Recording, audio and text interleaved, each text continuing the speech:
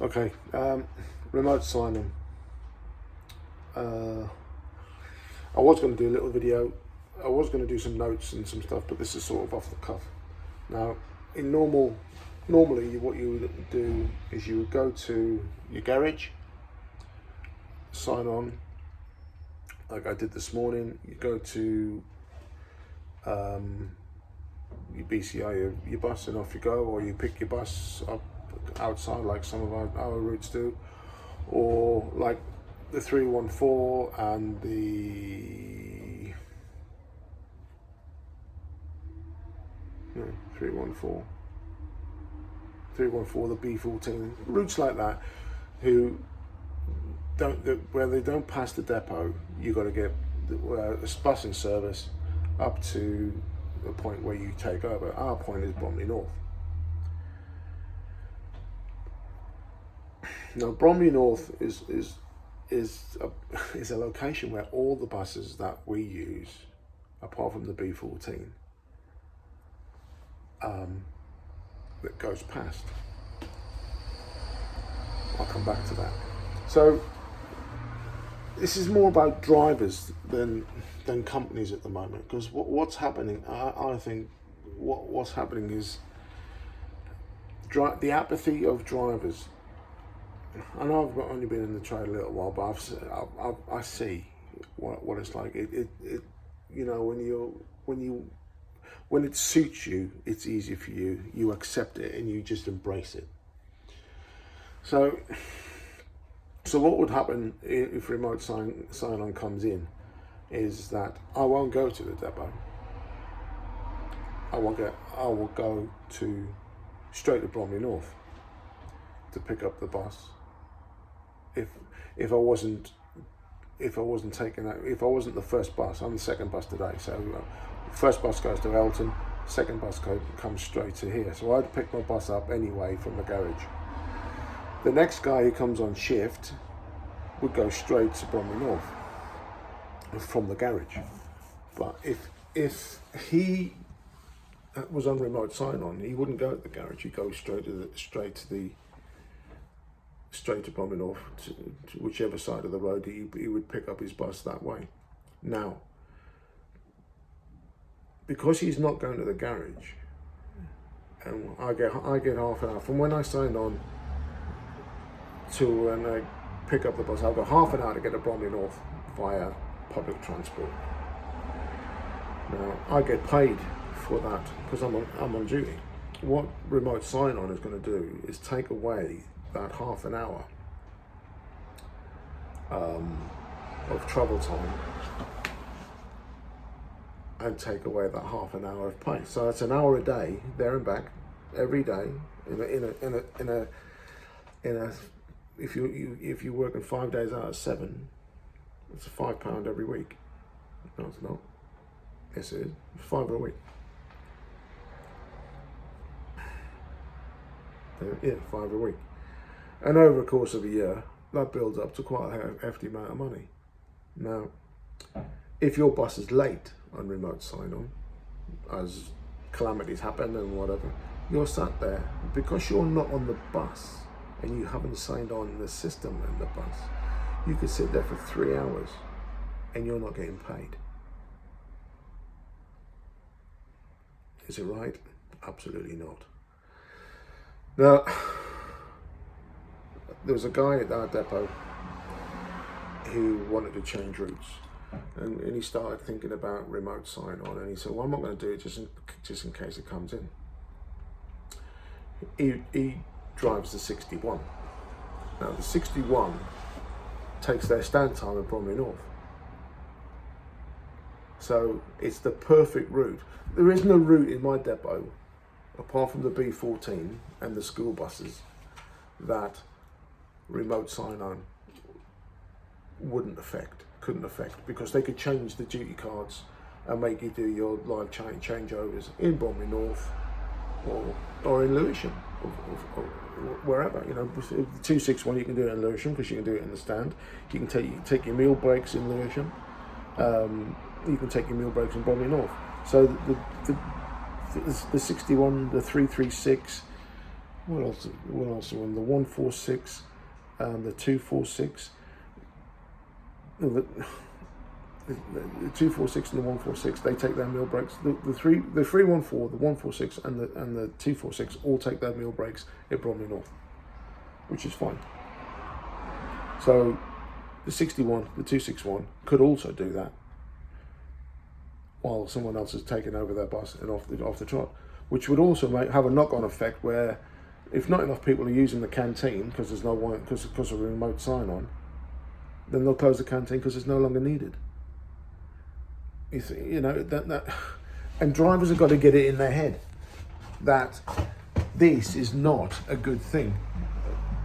There's a guy gets into Bromley North. He works for a different company. He turns up with a pair of jeans and an old shirt because he phones them up and says, "Look, I'm picking up the bus at Bromley North. I'll sign me on it," and that's what they do. They work, but he looks like a sack of shit. The checks and measures that they'll have to put in place, putting people on the road to make sure bus drivers are wearing uniform, they're not drunk, they're not, you can imagine, you can turn up, like it was, what company is National Express coaches. You can't start a bus on National Express on a National Express coach unless you blow into a pipe on the bus that's attached to the bus that says you're fit to drive. I was going to say speedometer, obviously not, it's not. Still early, how long have I got? 3 minutes, not good. So,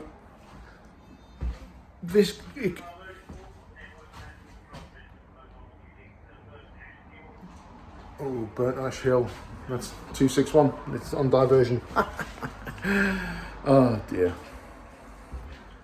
Which will affect me because I go past it, never mind. Now, some drivers say, "Well, I only live across the road from where I pick up my bus, so that means I don't have to go all the way down to the garage to come all the way back up just to pick up the bus." It's the bigger picture. You've got to look at the bigger picture. The bigger picture is you might not be on that route forever, because the garage can change you. It's simple, off you go. You go and drive that route, and you're stuck, and the apathy of drivers has to, I can't stress enough that people need to get more involved in their own business. And people don't, they go, "Oh, can't be bothered. Why would I bother? That's what I've got a union for." Well, the union is only as strong as the people in it. The union will only do things if their members ask them to. And to be honest, most drivers just come to work and want to go home, do their hours. But you're losing an hour of pay every single shift on remote sign-on. So it needs to be dealt with, and it needs to be dealt with soon.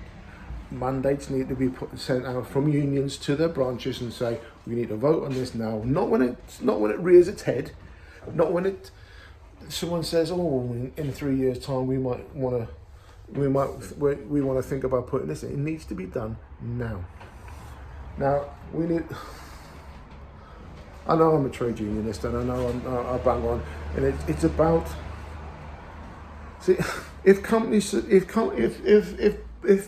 unions and bus drivers bend over and take this, bus companies know they've won.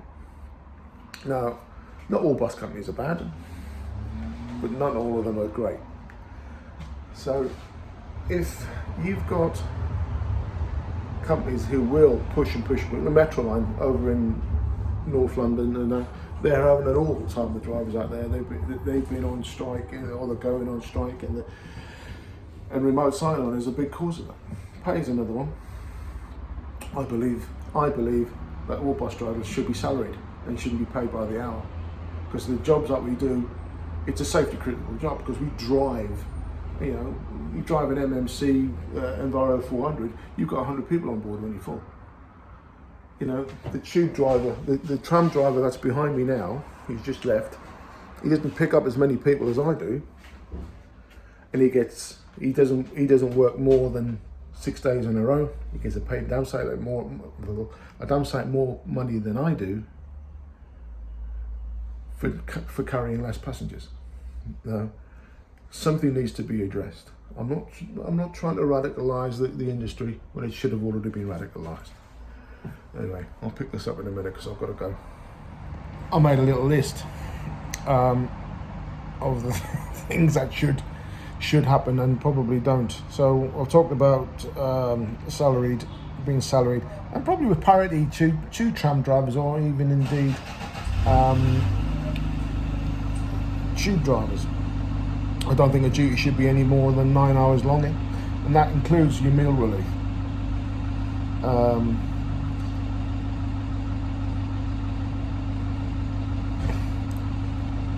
No spread over shifts. A minimum of 12 hours rest between duties. Weeks to start on a Monday. Because what companies tend to do is they start their weeks on a Saturday, so they can say, well, we don't do 7 weeks in 1 week, 7 days in 1 week. A maximum of 6 consecutive shifts before a minimum of 2 days rest, and only with the driver's consent. Overtime is a driver's choice, not the employer's. Clean and serviceable toilets at the end of every route. Now, New Addington, where I stop, doesn't have a toilet. We can use the doctors when it's open, but we shouldn't have to.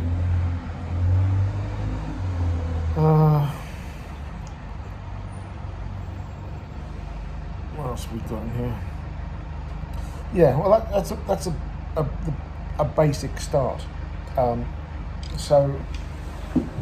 But back to remote sign-on. If it comes in, every driver in London, every route in London will change. It'll change immediately. It'll change for the worse, and you will be. So if I sign on at say 9 o'clock in the morning, I usually have half an hour to drive to get the bus up to wherever. So I take over my bus at 9:30. That will change where you're driving from 9 o'clock. If you're driving from 9 o'clock, as long as you're within your 10 hours driving a day, they don't care. So, they could stick another rounder in per day on certain routes, or half a rounder, depending where you're going and in which direction you're travelling. But then if you're finishing in New Addington, they have no obligation to get you back to where you started from. So you could finish in New Addington and then you go home from here, which is fine for me because I live in Elton. I'm in Elton. If you live in Bromley and you finish your duty in Elton, you've got to get from Elton to Bromley under your own steam, and vice versa. The whole system is about to go tits up, and people are going, oh well, it suits me. Well, you need to get a grip yourself, because if you don't get a grip yourself, every duty in every company in all over London and across the country, this is not just London, this is coming in everywhere, will go tits up. You'll lose money, you'll be driving longer, and you'll be working longer, and that is a simple fact. Speak to the guys in Metroline. The guys in Metroline are struggling. They've had remote sign-on foisted upon them, and what's his name, Kelly from Unite says, it's been put on hold for 2 years. No, it hasn't. The Mayor of London says it hasn't. So if it's coming in, you need to get a grip and you need to sort it out, because you need to vote this down. Because if you don't, every bus driver in London will lose money, and that is a fact. You'll be working longer, and you'll be paid less for the time that you do. Think about it. Speak to you later.